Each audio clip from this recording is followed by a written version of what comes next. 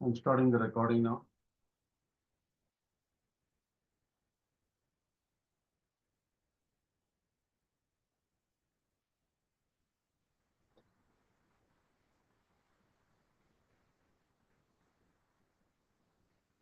I'm starting the recording now.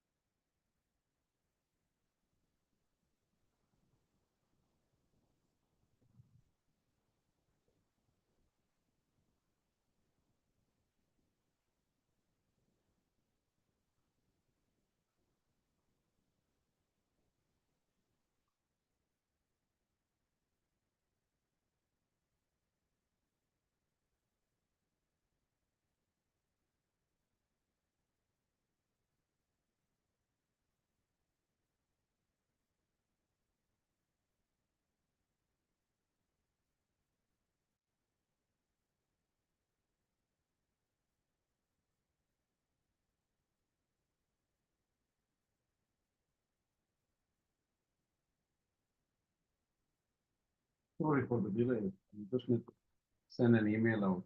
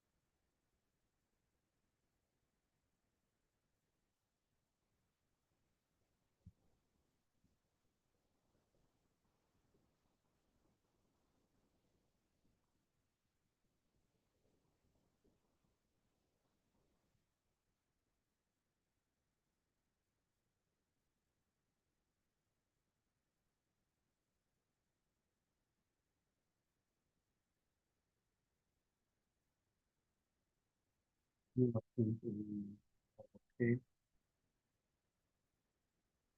Yeah. Asmad-Gurubhyo Namaha, Asmad-Param-Gurubhyo Namaha, Asmad-Sarva-Gurubhyo Namaha, Shri Kṛṣṇa Parabrahmane Namaha, Shri Lakshmi Nrsimha Parabrahmane Namaha, Shri Lakshmi Hayavadana Parabrahmane Namaha, Sarvam Shri Kṛṣṇa Arpanamastu.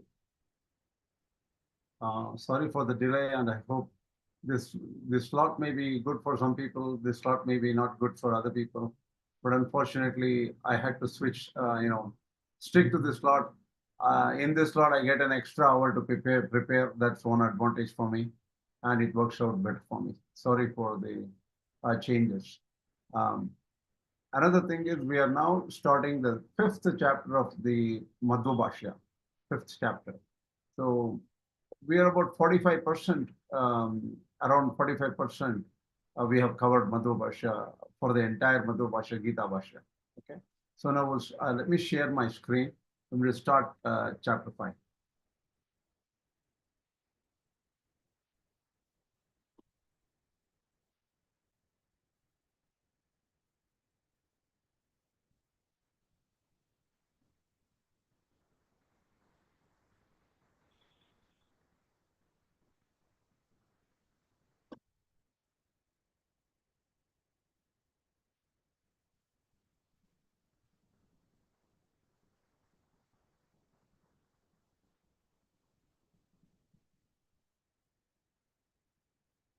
I guess you can see my screen. It is lecture Yes. 202. Okay. Yes. All right. Yeah. Uh, Madhvācārya says what was said in the third chapter, Karma-yoga, is explained here into a greater level of clarity in the fifth chapter. That's what Acharya says when he says, Tritiya-adhyaya uktameva karma-yogam prapanchayati anena adhyayena. So whatever Karma-yoga was explained in the third chapter is being explained in more detail in this fifth chapter.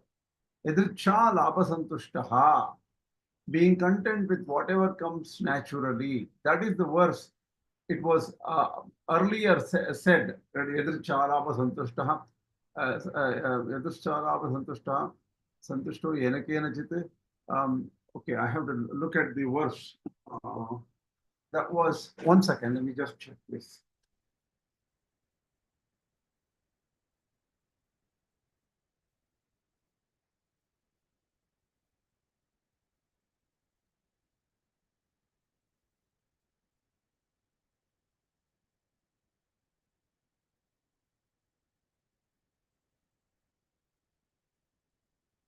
I'm looking at the verse. I think it should be third chapter.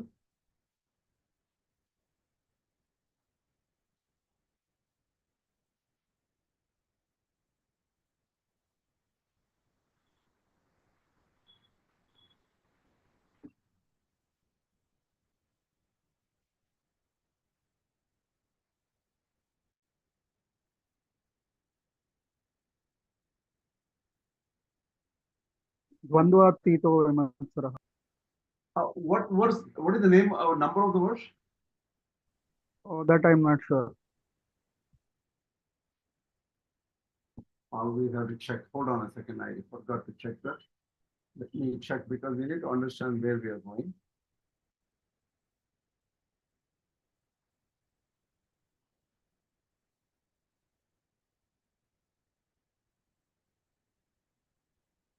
So that is 422. 422. Okay. So that is the fourth chapter.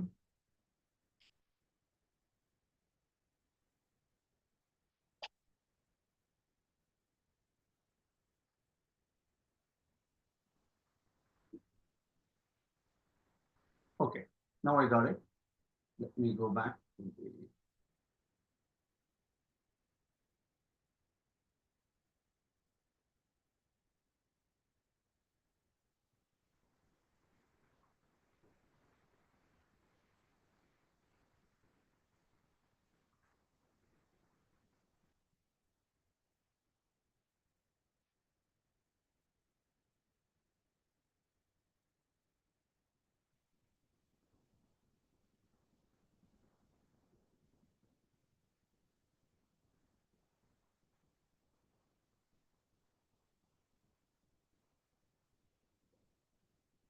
Sorry, one second.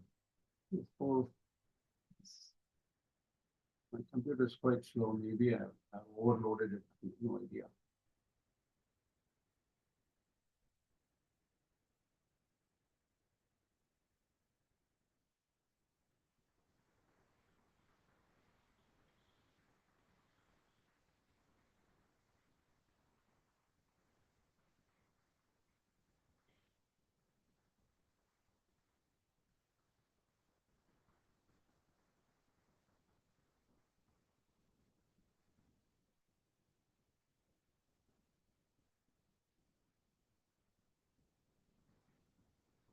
We're coming back here. Okay. Yadricha-labha-santushtaha is in 422. Yadricha-labha-santushtaha dvandvatito vimatsaraha samasiddhau asiddhau cha kritvapi na nibadhyate. What does it mean? It means whatever a person who lives with whatever comes naturally instead of working too hard for it. And he has equanimity. He's not jealous of others. And whether failure or success, doesn't bother him or her. Kritvapi na nibadhyate. Even if that person works, does any actions, the actions do not bind him. So whatever what do you call it was said in this particular sloka 4.22, ityadi sannyasam. So there those slokas explain sannyasa. What does sannyasa mean? Okay. It's very important to understand that for Madhvācārya, sannyasa does not mean monkhood.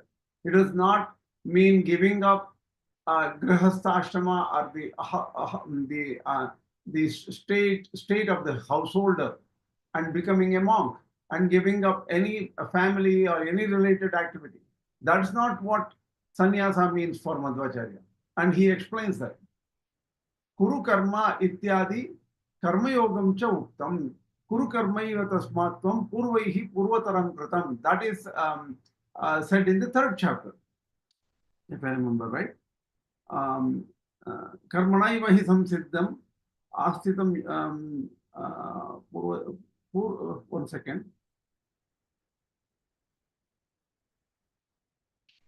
That is also 4th chapter, sorry.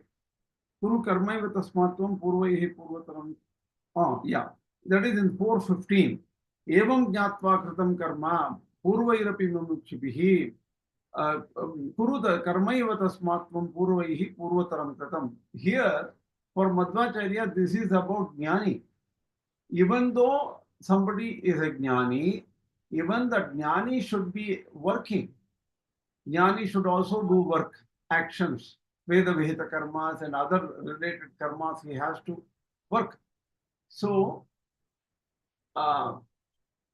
Karma Yoga here with Kuru Karma Ityadi Karma Yoga.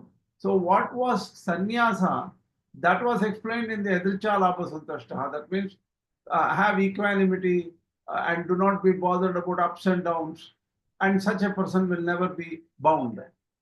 Kuru Karma Ityadi Karma Yoga means do actions, like how the people in the tradition, the ancient people did work. That is what he is saying. Now he goes into details in the 5th chapter. Arjuna vacha sannyasam karmanam Kṛṣṇa punaryogam cha shamshasi yachre etayorekam tadme bruhi sunishchitam. This is the question asked by Arjuna. Arjuna asked Kṛṣṇa in the 5th chapter, sannyasam karmanam Kṛṣṇa, giving up actions in a way. So what is sannyasam karmana? We will know later, but we will get a superficial meaning of the verse here, because each acharya explains the terms slightly differently. Sannyasam karmanam Kṛṣṇa, punaryogam cha shamshasi. Sannyasam karmanam Kṛṣṇa means giving up actions in a way. Punaryogam cha shamshasi means you also praise karma yoga. Doing actions you praise and you say go ahead and go fight and all those things. What is the better among these two? Tell me decidedly. What have you decided? Should I be giving up karmas or should I do karma yoga? What is the right way? That is the question. Here, Madhvācārya, obviously very theistic in his approach, first wants to understand what the word Kṛṣṇa means. Arjuna addresses Kṛṣṇa as Kṛṣṇa. Niyamadina sarvaloka karshanat. What is Kṛṣṇa means? He attracts. How does he attract? He ensouls himself in everything around us, everything inside us. He is inside and he is controlling. Because he controls, he becomes naturally attractive to us. Because he is the only important person. No life exists without him. Nothing works without him. So we want to go inside and find out this Kṛṣṇa. So you get attracted to this Kṛṣṇa. Yataha karshasi devesha niyamya sakalam jagate. Okay, I have to play from here. Otherwise, it appears small. Okay. Yatah karshati devesha niyamya sakalam jagate ato vadanti munayah Kṛṣṇam tvam brahmavadinaha iti mahakaurme. In the Mahakaurma Purana, it says, Yatah karshasi devesha. So you are attracting, pulling everything into you. Niyamya sakalam jagate, controlling everything, you attract everyone to you. How does it work? Because we are only interested in who is the boss, right? When some things don't work, you always start thinking, what is behind everything? What makes everything work? So you're drawn to the original controller of everything in this universe. That is natural. So obviously people get attracted to you, O Kṛṣṇa, that the rishis are saying, Ato vadanti munayaha. Those munis say, Kṛṣṇam tvam brahmavadinaha. So you are named Kṛṣṇa because you are that universal power inside everything, which controls everything. So obviously becomes a center of attraction, center of focus, center of attention to everyone. That is why people call you as Kṛṣṇa. That is the meaning of this. Saṃnyāsa shabdartam Bhagavan eva vakshati ayam prashnasya ayasaha. What does sannyasa mean? Kṛṣṇa will explain. Let us see what he is explaining. Ayam prashnashaya. What is the idea behind Arjuna's question? Arjuna is asking a question. Yadi sannyasah shreyodhikaha syat, tarhi sannyasasya ishad etad virodhi yuddham iti. What he says that if you think sannyasa is better, shreya means more auspicious. Shreyodhikaha, it is better option. If sannyasa is the better option, sannyasa is giving up. Tarhi, if you think like that, you are asking me to do fighting, yuddha. And yuddha is opposed to sannyasa. If it is opposed to sannyasa, do you really think sannyasa is superior? Sannyasa is giving up karmas, giving up many things, desires, and everything like that. So if that is superior path, why are you asking me to fight? And you know, fighting involves so many activities that are against giving up. So sannyasa is opposite of yuddha, virodhi, being totally different. So which option is good for me is the question asked earlier. Yoga sannyāsayor lakshanam spashtayat anena adhyayena. In this adhyaya, in this chapter, Madhvācārya says, yoga and sannyasa, these two are described properly. Nature of this, features, the real definition of yoga and sannyasa are explained in this chapter clearly. Yoga sannyasta karmanam ityadau nyasa shabdaha sarva karma tyaga vishayaha ityashankya. We need to understand.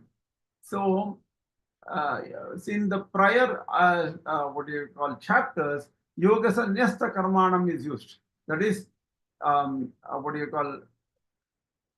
giving up actions in a way. Some people may mistake that word. See, think about Sanskrit. Kṛṣṇa said it in Sanskrit, Vyasa said it in Sanskrit, that's what I understand. So many people interpret the language slightly differently. So if you say, if yoga sannyasta karmanam means giving up all actions, that is wrong understanding. That is not the meaning of it. Madhvācārya says, yoga sannyasayor bhinna punnishtatvabhiprayena pritchati. Okay, so the thing asked as if it is true that yoga and sannyasa can be implemented by only different people. They cannot be undertaken by this same person. This may be the intent of the person, right?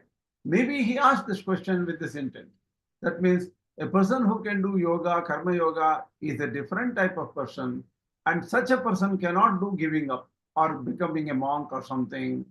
So sannyasa can be only practiced by another person, a different person who is not really fighting, who is not into actions, who is trying to giving up desires and everything so that he is calm. So these two are different, two different people. Maybe is this the reason for it? He says no. Let us see why. Do you understand this question? So far clear? I don't want to just push through. Are you getting it? Yes, makes sense. Okay. All right. Sri Bhagavatam, Kṛṣṇa now is answering, because whatever may be the question, whatever may be the set of doubts Arjuna has, now Kṛṣṇa is making it very clear. Saṃnyāsa Karma-yogascha nishreyasakara ubhau tayostu karma-saṃnyāsāte karma-yogo vishishyate. The superficial meaning of this is Saṃnyāsa and Karma-yoga both are very useful to achieve success. Both are essential. Tayostu karma-saṃnyāsāt karma-yogo vishishyate. Among them, karma-saṃnyāsa, beyond karma-saṃnyāsa, karma-yoga is better. Karma-saṃnyāsa, what does karma-saṃnyāsa means? We will talk about it. We will understand, because we need to understand the subtle meanings here, right? Karma-yoga is better among the two, though both are essential for success in spiritual development, spiritual progress of any person. Both are necessary, but Karma-yoga seems to be slightly better. Why? Okay. Now, first of all, let us understand this karma-saṃnyāsa is not becoming a monk. Madhvācārya wants to make it clear. It is not monkhood. It is not saṃnyāsa āśrama. Saṃnyāsa is not an āśrama, means stage of life. So, celibate and brahmachari is a stage of life earlier, before marriage, not to involve in married life, right? Married life is another stage. Saṃnyāsa is another stage, giving up everything, all attachments to everyone, right? So, it is Saṃnyāsa here means kama-tyaga, giving up desires or anger or something like that. Also, Karma-yoga is not grihastha-ashrama. So, if Saṃnyāsa is not yati-ashrama or Saṃnyāsa-ashrama, Karma, that is not the stage of monkhood, then the Karma-yoga is not just married life. Don't mix this up too. These two are different. It is vihita karma-anushtana. Karma-yoga means doing the right actions prescribed within the śāstras. Dvandvatyagat tu saṃnyāsāt madpūjaiva gariyasi iti vachanāt. So, what do you call? There is another verse. Dvandvatyagat tu saṃnyāsāt madpūjaiva gariyasi. So the thing is, what do you call? There is a different kind of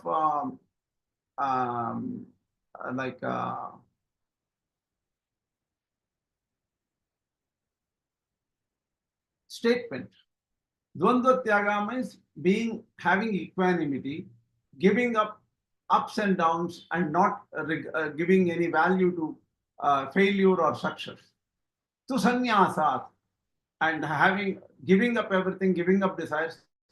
Even beyond that, matpuja eva gariyasi, worship of Kṛṣṇa is better than that. That's what this statement says. There is a vachana. Where is this vachana? I did not find it. I think I should find it. I will point this out next time, or I will go to internet and figure out where it is. By the way, we got to give it to these people. The ISKCON people have put a website called Vedabase for Bhagavatam. You search for any string of Bhagavata, it will give you the verse and exact location of where that verse is. That's very useful, and I have used it many times. Tani va etani avarani tapamsi nyasa eva ityarechayati cha. So the thing is here, in the previous statement says, beyond sannyasa, worship of Kṛṣṇa is better. This is said probably in the Bhagavata, I have to check. But in another Vedic statement, it says all those what you call methodologies, meditations, actions, and all, they are lower. Nyasa eva ityarechayate. Nyasa means giving up, tyaga or giving up. This is the highest. In fact, in a similar manner, with the same kind of meaning, favorite verse is there in the Taittiriya Aranyaka, which Sri Vaishnavas use often. Nyasam esham tapasam atiriktam ahuhu. Nyasam esham tapasam atiriktam ahuhu. Nyasa is the highest and much beyond all other tapas, all other meditations. So because there are conflicting statements, sannyasa is not sannyasa ashrama, and these two, the sannyasa and karmanushtana, are not for two separate people. The same person can do both. So there is no conflict between sannyasa and karmanushtana. They go together.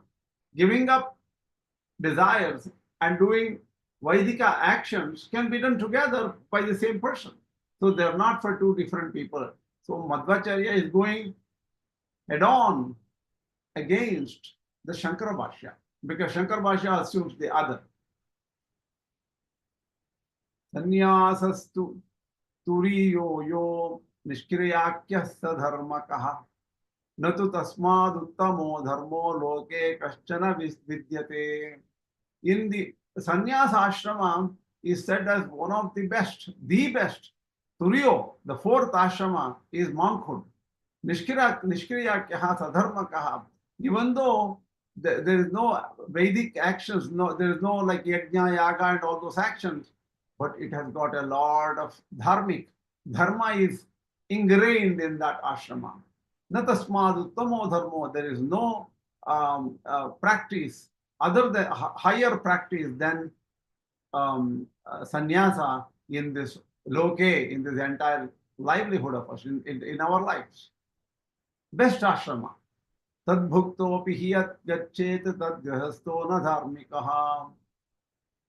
In fact, it says very clearly, grahastha can get the fruits, but he cannot get the fruits of sannyasa ashrama.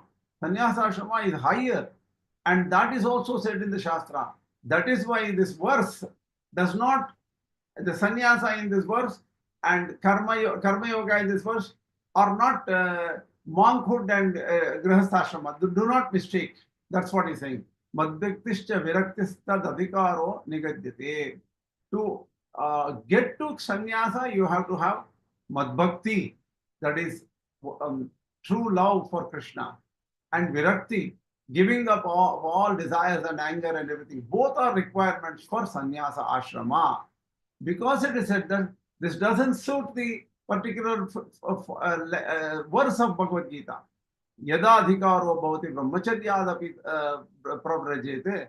So thing is, if one gets the bhakti and virakti, you can directly go to sannyasa ashrama. You don't have to marry at all. From brahmacharya, from being a celibate, you can directly become a sannyasi.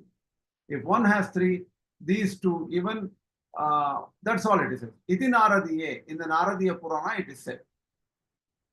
He's getting statements to say that there are conflicting statements in the so many other scriptures. Hence, the word sannyasa does not mean the monkhood, and the karma yoga does not mean married life or householder's life. Brahmacharya adeva pravrajeti yada hareva virajeti iti cha. So if you get the bhakti and vairagya, you should give up everything and walk and become a sannyasi. Sannyase tu turiyo vai pritir mamagariyasi yesham atrādhikaro natesham karmeti nishchayaha iti brahme. In the Brahma Purana, Lord Kṛṣṇa himself or Lord Vishnu, whoever he is saying sannyase tu. In the Turiya ashrama, I like that fourth ashrama a lot. It is the highest. So only people who do not have the capability to become a monk will get back to the activities of the Vaidika activities and grahasthashrama. Ityadescha brahme. In the Brahma Purana, it is said, Ato natra ashrama sannyasa uktaha. So this is not the monkhood ashrama in the 5.2. Ekam पुंयोग्या वेतौ तयोर्मध्ये योग एव विशिष्ट इति परिहाराभिप्रायः उभौ समुचितौ. So here, among sannyasa and karma yoga, which are both very necessary, karma yoga is better. Why is it? Sannyasastu mahabaho dukkhamaptum ayogatah iti vakshamanatvat. Because in future it is being said in the 5th chapter or wherever, sannyasa is difficult without karma yoga. So without sannyasa, karma yoga is also not possible. So they are required for both. So this why is karma yoga preferred by the Lord? Krishna says, karma sannyasat karma yoga vishishati. So what do you call karma yoga is better. It is not answered yet. So we will build up the idea of the thought here and finally find out why karma yoga was given preference by Lord Krishna. Because both are necessary, both are equal, both are required for each other. It's like a symbiosis, one requires the other. But still, karma yoga is superior. Why? We will figure that out. So, first of all, Arjuna asked, which one is better? Is karma yoga better or sannyasa better? The question itself is wrong. It is useless because both are important. But if you ask regarding the nature of karma yoga and nature of bhakti, sannyasa, if you look at the nature and maybe ease of practice or whatever the nature is, then you figure out karma yoga is better. So let us see what Madhvācārya understands. This is very similar to Ramanuja.org. In Ramanuja.org, karma yoga is superior because karma yoga is easy. Karma yoga, your mistakes are excused in karma yoga. Karma yoga is natural for the human beings because actions are natural. And karma yoga does not have any risks and fear of destruction. Jñāna-yoga may have it. So Ramanuja.org takes it in a slightly different way. Let us see how Madhvācārya takes it. Shri Bhagavan Vacha. Ye yah nitya sannyasi yonadveshti na kankshati nirdvandvo hi mahabaho sukam bandhat pramuchyate. The meaning of the shloka 5.3 is, Krishna says, one should know if somebody does not hate or like anything, hate anybody or get attracted to anybody. Nirdvandvaha, he has equanimity, does not get affected by ups or downs. That person should be considered as a nitya sannyasi. He is a sannyasi only. Even though sukam bandhat pramuchyate, that person will be released from bondage very quickly. There is bondage, right? Why do we say we have bondage? Can anyone say? I just want to understand. Why do we say we are bound? We have bondage. Why should we accept that? Do you know? Because we have raga and dvesha. One thing, raga and dvesha. What else can you think of? A bound person is Avidya. affected by tapatrayas. Tapatrayas. Okay, fine. What else can you think of? Avidya. Huh? Avidya. Avidya, yes, avidya. Then what?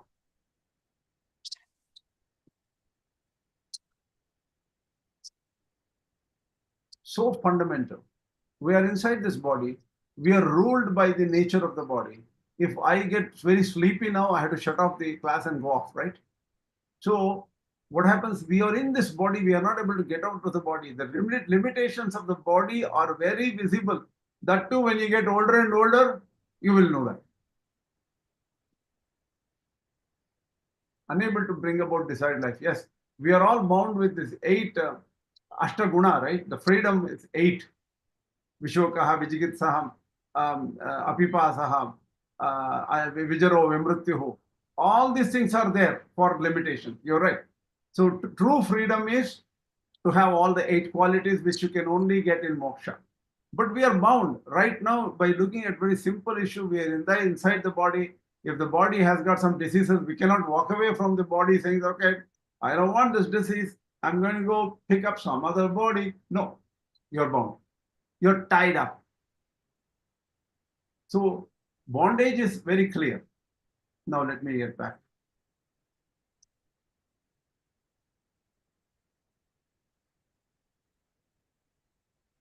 So this is, we understood the meaning of this. Let's go further. Saṃnyāsa shabdarthamaha. So Madhvācārya makes a different meaning out of sannyasa. What does Madhvācārya think about sannyasa? He says, sannyasasya nishreyasakaratvam jñāpayitam tat shabdartham smarayati jñeya iti. Jñeyaha nitya sannyasi. So the thing is, sannyasa and karma yoga can exist in the same person. A same person can do both. And sannyasa is very good. Jneyasta nitya sannyasi means, wow, sannyasa is great, I say. You should, a karma yogi who has equanimity has to be a sannyasi. So the sannyasi is given higher, like an indirectly higher value. But why is karma yoga preferred by Lord Kṛṣṇa? Madhvācārya reminds an earlier statement, yadricchālābha santuṣṭah dvandvātīto vimatsaraha samasiddhau siddhau cha kritva pinavani bhadyate. That means yadricchālābha santuṣṭah, whatever they get naturally, they are happy. Dvandvātītaha vimatsaraha. Dvandvātītaha means beyond ups and downs, beyond failure and success. Nothing changes this person fundamentally. Vimatsaraha, no jealousy. Samaha, siddhau cha. That means failure and he treats failure and success equally. Kritvapina nipadyate. Whatever actions that person does, he never gets bound. So this is a similar statement we know from earlier shloka. Dveshādi varjanameva sannyāsa shabdarthaha. So what is the meaning of sannyasa? Giving up of anger, desires and everything, that is sannyasa. Na yatyashrama vatra abhipretaha. It is not the monkhood or the sannyasa ashrama which is mentioned here. So Madhvācārya makes it very clear using different arguments about it. Why? Because in Shankara Bhashya, without sannyasa, you cannot even get moksha. Grihasthas cannot get moksha in the Advaita Sampradaya unless they get jnana. And only some grihasthas can get jnana. Because the grihasthas have to have the culture of the mind, the purity of the mind, to immediately understand Aham Brahmasmi. If somebody says Tattvamasi, that Brahman is you, this person should be so mature. From that point onwards, he knows he is Brahman. And only Brahman he can see, nothing else. Everything else withers away. So the thing is, only rarely a person has that purity. So yatyashrama is better, because for Advaita, only a person, what you call prapya mokshashramam tam, say yatyashrama is known as mokshashrama. From there only you can get moksha. And for a grihastha in Advaita, they cannot get moksha. Here what he says that do not relate to yatyashrama or grihasthashrama at all. Sannyasa means just giving up of hatred and desires and things like that. Nacha kamyanam karmanam nyasam yityanena virodaha. Tenapi sahitasya nyasatvat. So in 18th chapter, kamyanam karmanam nyasam, the thing is, giving up a sannyasa is said as giving up of desires. There is no difference here between 18th chapter and here. There is no conflict.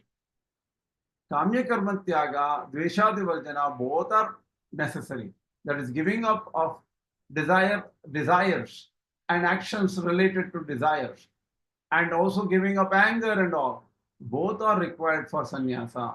Nacha tyagasya prathak vachanat virodaha. Tyaga and sannyasa are the same actually. It is like Kuru Pandava. So the thing is, Pandavas are also from the Kuru Amsha. So Kuru clan under that you get both Pandavas and Kauravas. Pandavas' father is Pandu, Kauravas' father is Dhritarashtra. So that is the only difference. But both Dhritarashtra and Pandava belong to the Kuru clan.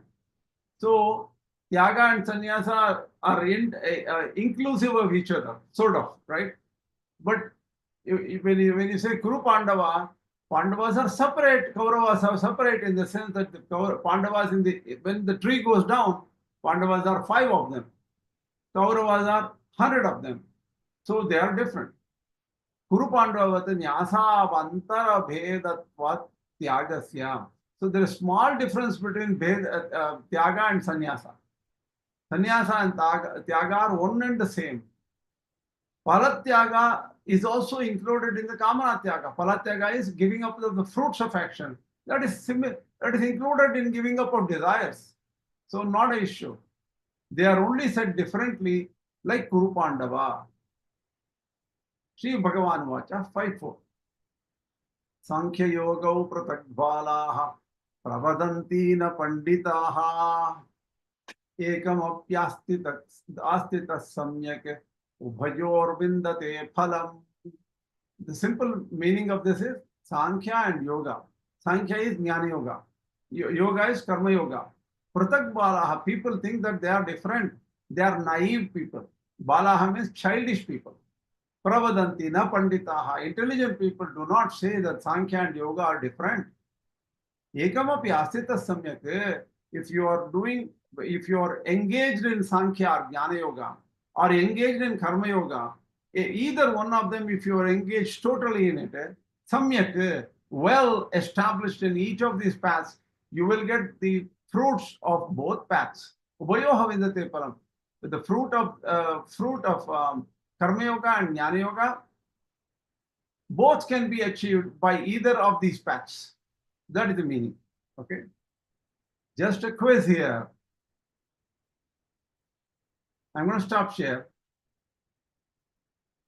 What is the fruit of Karma-yoga or Jñāna-yoga according to Ramanuja Sampradaya? Anybody remember?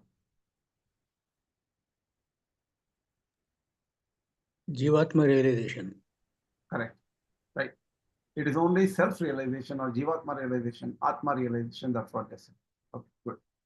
Now, let us understand from Madhvācārya point of view, what is the meaning of Karma-yoga and Jñāna-yoga? What are the fruits? What is the fruit of Karma-yoga and Jñāna-yoga? It's very important. So we will understand this a little bit further.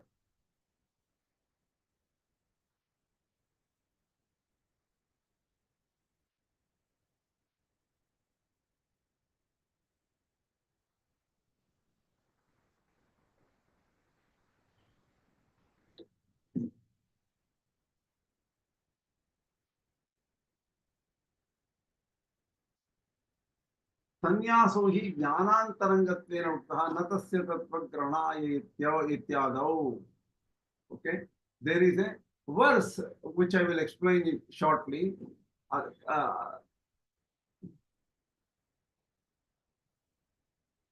So renunciation is required for acquiring wisdom. Let us see what the actual verse is here. See, this previous verse,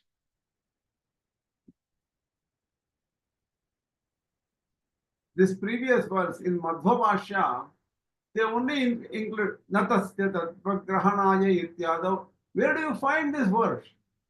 Natasya tattvagrahanaya. We cannot find it easily. Madhvācārya assumes that you know Bhagavata, you know Mahabharata, you know everything. So he just picks up small statements here and there. So in the olden times, they used to study all these things day in and day out, they would know. So here, I went into Vedabase and searched for this 3 words. I got the whole thing. Natasya tattvagrahanaya sākṣāt varīyasī ravivaca samāsan swapne nirutya grahame saukhyam yasyanumitam swayam syāt. Saukyam nayasya heyanumitam swayam syāt. That is the meaning here. What is the meaning? This is the verse. The verse is Srimad Bhagavatam 5.11.3. The words are, even the most excellent words cannot directly help one grasp the supreme truth. Just comparing the householder's happiness to a dream does not mean one knows it unless one realizes the transience of material experiences. Just by saying that, oh, what is all this householder's life? It is just like a dream. You can say that. And you can explain what a dream is. In dream, tiger comes and jumps over and kills somebody, eats the blood and all those things. But it's just a dream. It's not real. Just by explaining a dream, you will not know that the dream is not real. When you explain the tiger comes, you will get, oh my God, that is real tiger. So you may get involved in a dream and not knowing that that is actually illusion. So words cannot directly make you realize. Natasya tattvagrahanaya sakshat variyasirapi vachaha. Even though the speech is supreme and most effective and most powerful, like Vedas, because words cannot directly give you realization. And so many people enjoy the householder's life. For them, go tell them, this is like a dream. Ah, come on, I know what you're talking about. I'm okay, I'm cool. Where's the party tomorrow? Let's talk about that. So the person in the householder's life does not understand the limitations of experiences in life. The supreme truth cannot be understood. Okay, let's get to the point here. So this verse is very beautiful because Sanskrit is nice. So I went into a little bit deeper. So limitations of the language is one point he's making. Why? Even eloquent words cannot directly give ultimate understanding of reality. Tattvagrahanaya. So this I got it from ChatGPT and other tools. Nice, they broke it up very nicely. The dream analogy, just as explaining a dream's meaning, doesn't truly convey the illusory nature of the dream experience. And self-realization that household pleasures, grahamedya saukyam, are temporary and ultimately to be transcended. Heyanumitam must come from within oneself, not merely through external instruction or ideology, or speech or something like that. So all this tells you that jnana is important. Jnana, tattvagrahana means jnana. The ultimate understanding of truth is very important. If that is important, then why does Kṛṣṇa says renunciation be inferior to performance of action? Both are essentially non-contradictory. Renunciation also means jnana. So what does it mean? Okay, now let's go further. Here, Madhvācārya is making it very clear so that he gives us a lot of references from Bhagavatam. He gives another references. He only says, Agnimukto vai havai dhumatan tasvam lokam na pratijanati. This is the only set of words he uses. I had to go to Vedabase and search, and then I found out Kamina kripana lubdaha pushpeshu palabuddhayaha Agnimukta dhumatantaha somlokam na vidanti te. Sorry.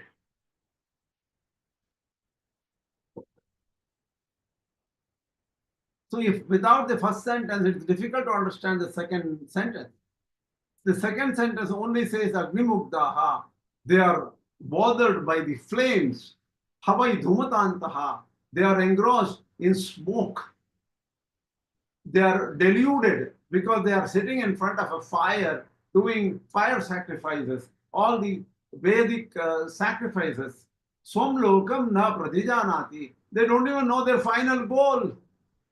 What is the true goal, the abode of the Lord? They don't even know that. They are happy sitting in front of the fires, uttering the mantras of the Vedas and bringing ghee or whatever, and offering it to the fire, and the smoke is coming, and the smoke is deluding their minds. This is what this verse says. But actually, it has a meaning. The previous sentence is, those who are full of lust, avarice, and greed mistake mere flowers to be the actual fruit of life.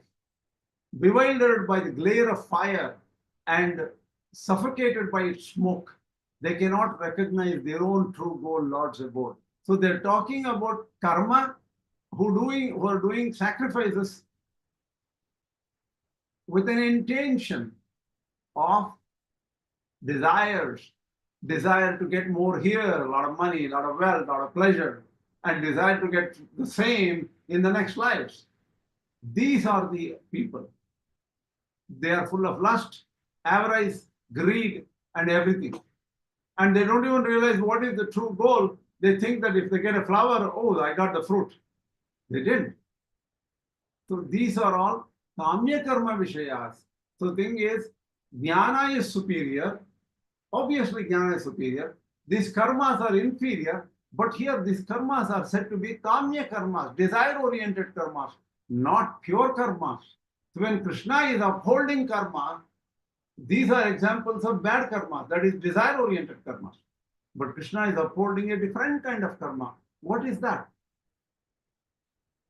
Māvah padavyaha pitarasmadashtrita ya yajñasa dharma vartmanam. This is another verse used. I had to go look into the Veda base. Thanks to the Veda base. It says that this is the word of Sati, wife of Shiva, who was invited to the sacrifice done by Daksha Prajapati. Daksha Prajapati is not an ordinary person. He is the father-in-law of Shiva. But there was a lot of estrangement between them. Shiva was not invited to any of the activities in Daksha's home, and Sati and Shiva were all separate somewhere. So there was a lot of tension between these two families. That is father-in-law and son-in-law. And Sati was caught in between. Once Sati said, no, I like to go to this Daksha sacrifice. Shiva said, no, we shouldn't go to the sacrifice. We are okay here. We are meditating, we are peaceful, and we are very happy here in the Himalayas, in the Kailasa.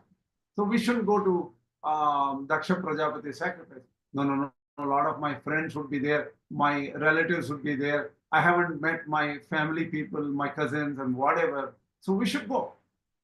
And finally, Shiva agrees to go with Sati to the Daksha Prajapati sacrifice. There what happens is, Daksha sees Shiva with ashes and then a garland of skulls, matted hair, and ashes all over his head. Looking at him, Daksha doesn't like it. You've come to a sacrifice. What is this dress? What is this appearance? What? And you look like a mendicant.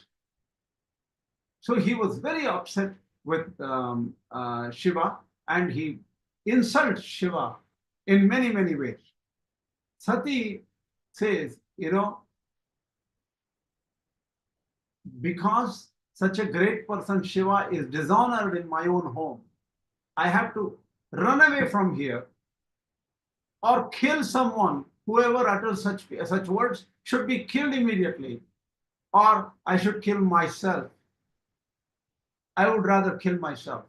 So what she says, she actually goes and falls into the fire of the sacrifice and kills herself. But before killing herself, she says these words to his father: Ma padavyaha pitarasmadashtrita ya yajñas dhuma vartmanam.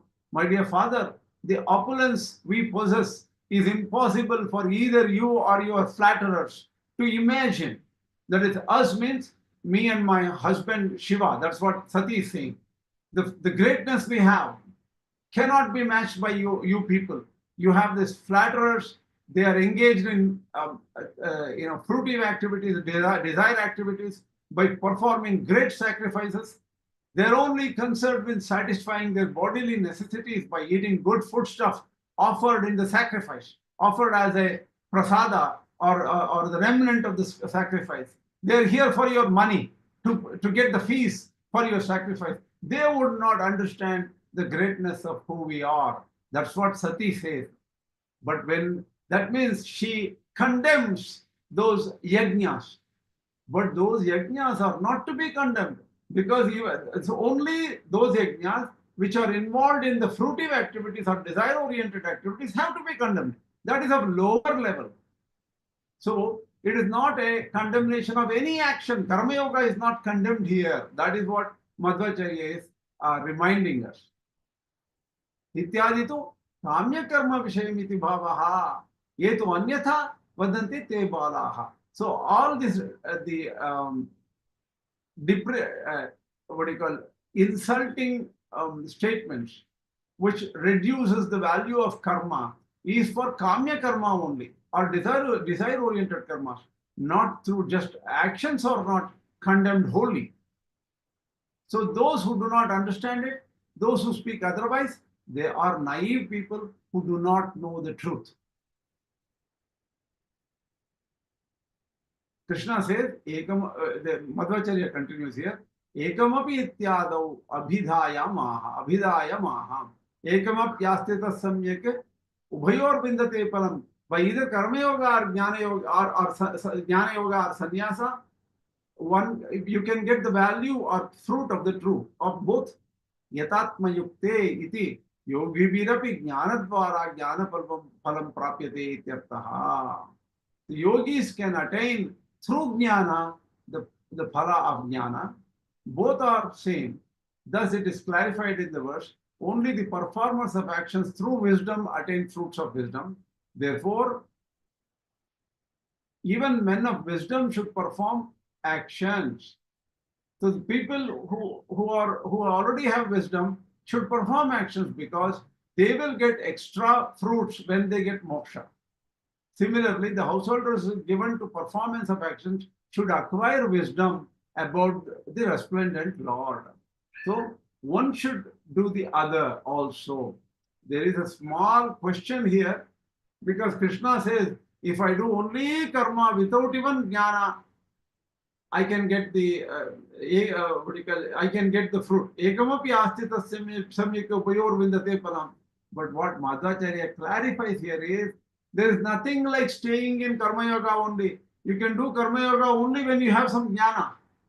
You can do Jñāna-yoga only. Jñāna-yoga will work properly only with some karma. So the thing is, both are required for each other. You cannot separate them out.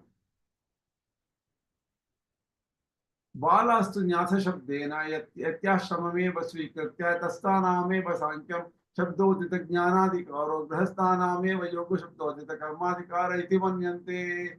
He is saying that the Advaita view is naive. Only naive people think that Nyasa is sannyasa ashrama. They think that Sankhya, Jnana is only for the sannyasis. For the Karma yogis, they are only, their capability or their eligibility is only karma. That they do. This is all a naive view. That's what Madhvācārya says. Tanna pandita manyante kutaha yasmat jnana margam karma margam cha samyak astita ubayoropi phalam prapnoti. So if you do Jnana Marga and Karma Marga properly, each one requires something. Jnana Marga requires some activities. You have to eat food, right? You can't, without food, you cannot do Jnana or focus. Karma Marga also needs Jnana. Without Jnana, Karma Yoga doesn't work. So we have to do it properly. By doing either one major paths, you can get the phala of both. This is 5.5. What is the time now? Let me take a check on the time. It's already 9:10. It's just about an hour. Why don't we do one thing? Stop now. Tomorrow I will pick up 5.5 and go further. Now I'll just open for any questions you may have. I'll stop sharing.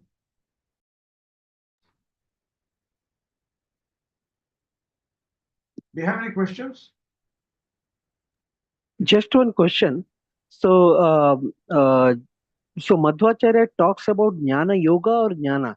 So during karma, whether jnana is required, or is it that both are simultaneous, jnana yoga and karma yoga? See, the thing is,